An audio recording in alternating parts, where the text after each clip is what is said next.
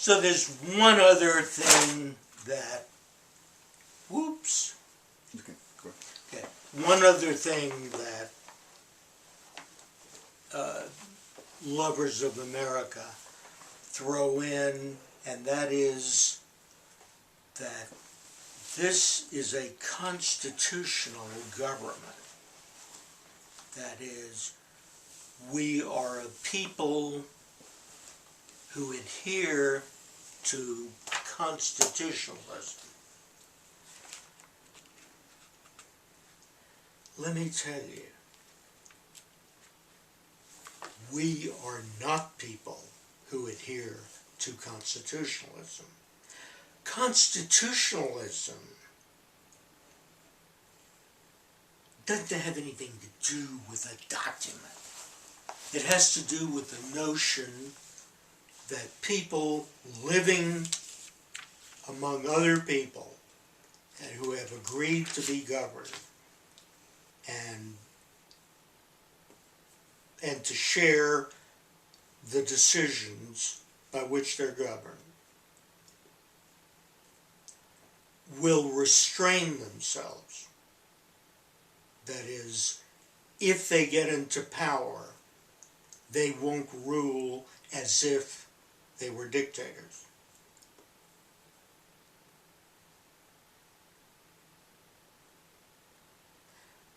Constitutionalism is something you have in you that says, you know, I really hate that idea, but 2/3 of the people in my town want it. And so, if they build a dam, I'm not going to blow it up. But if I pay taxes for the dam, I expect to be heard on some other issue. So, that's constitutionalism. They had a right to build a dam, providing they could raise the funds. And you have a right to oppose it and to put forward something else at another time and perhaps win their support. That doesn't exist now. The federal government will do anything it can get away with, as will any of the state governments or any of the city governments or any of the county governments. In Texas, the criminal justice system is out to set records for executing people who in many cases failed to receive a fair trial and had evidence suppressed against them. Because the prosecutors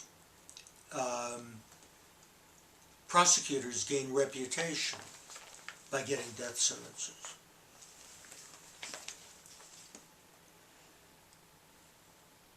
And after all, that's their game.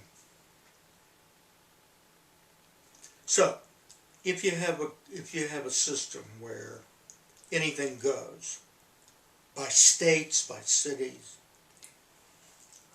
by the federal government, by the Supreme Court, which is essentially a political body that makes up decisions to back whatever in their gut they feel is right.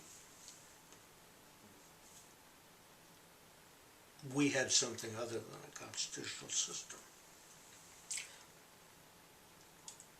If you've read the Constitution, there's not very much in it. It was expanded through the cleverness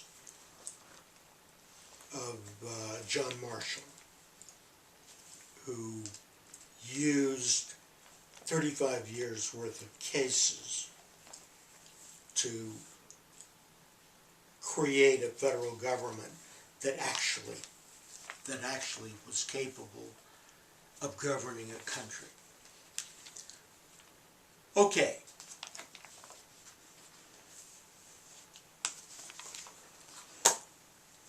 So I'll add the one thing that Charlie Rose says is part of American exceptionalism, and that is optimism about the future. So if we're going to have a society that's going to reindustrialize, reinvigorate our economy, and do all kinds of shit that no American knows how to do anyway.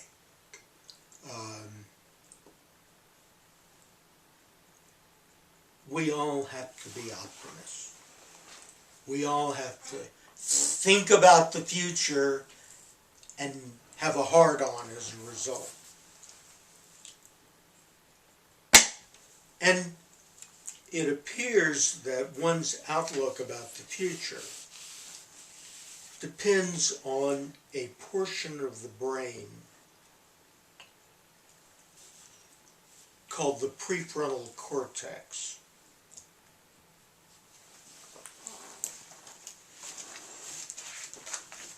Which has signals interchanging with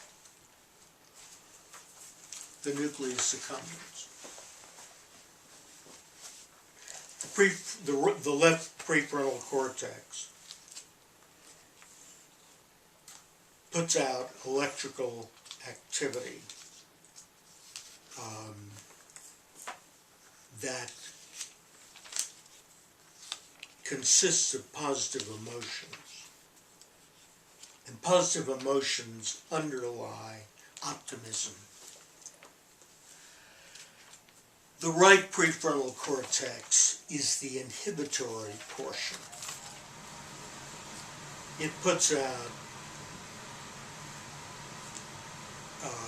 electrical activity that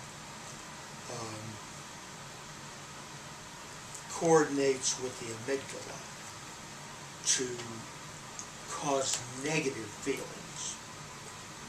And so it appears that the brain of Americans and the brains of other human beings both have the capacity for optimism.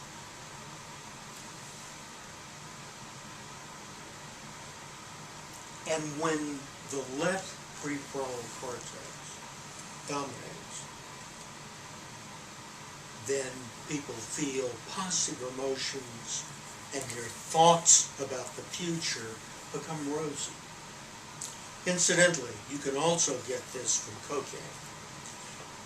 And so if you're an American patriot or a cokehead or a speed freak, especially if you use very modest amounts and snort, in the case of amphetamine, you can take it by pill, you will have feelings of optimism, and you will have plans that for the future that are quite rosy. Well, why do Americans have this more than other people?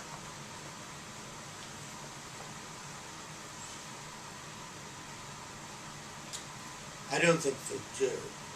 If you have a norm in the country, if you have something that's passed along that says, if you just work at it, if you just dream big, if you just do what your parents tell you, then you'll either wind up a drug addict or you'll be a big success.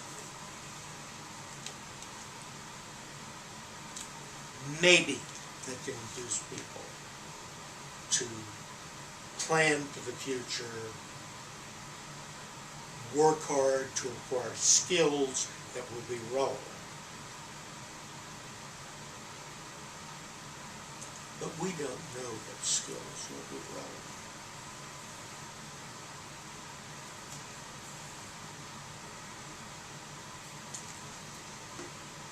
So a lot of people just go to college. Now, if we have immigrants from China or India, then they go to American universities and become engineers. And so do some Americans, but not many. Because engineering to Americans is not fun. I think when you start looking at motivation of Americans, you will find whether there's going to be a renaissance. And what I see on financial TV is a lot of Indian Americans, a lot of Chinese Americans, some Italian Americans, and a bunch of Jews.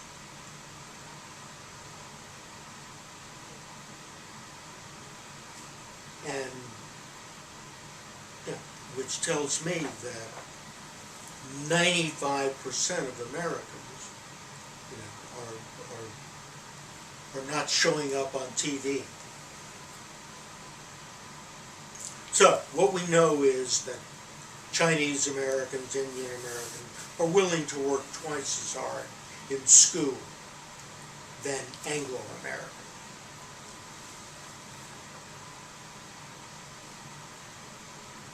So maybe Anglo-Americans are spoiled. I don't believe spoiled people are what we need right now if we want to be great. Now, we don't need to be great. I mean, we can be regular people. So,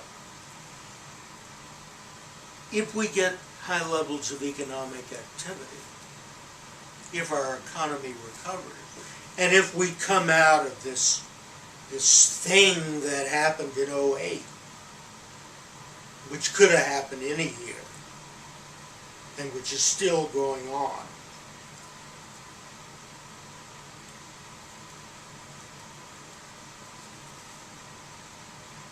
why did I say that?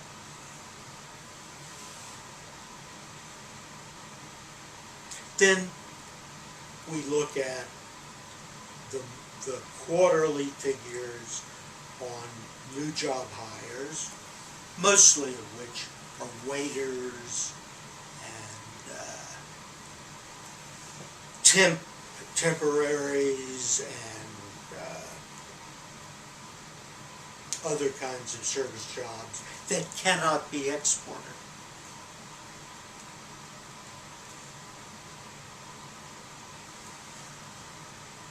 So we're getting some GDP growth. Yeah. So I've looked up the degree to which Americans, I've looked at some fairly good studies. They're not as good as the studies I did when I was younger. They're not even in the same class. But they are very large studies, and they look at countries around the world, which I never did. Like I never got out of Houston.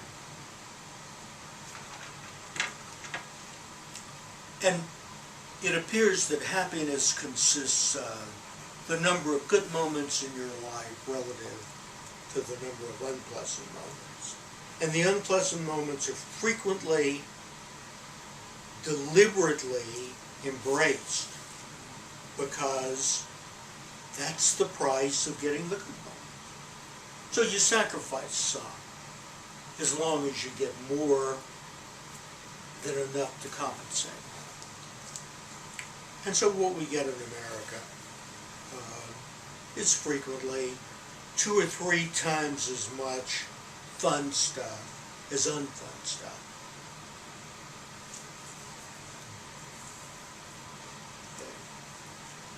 Is that number 1? 2.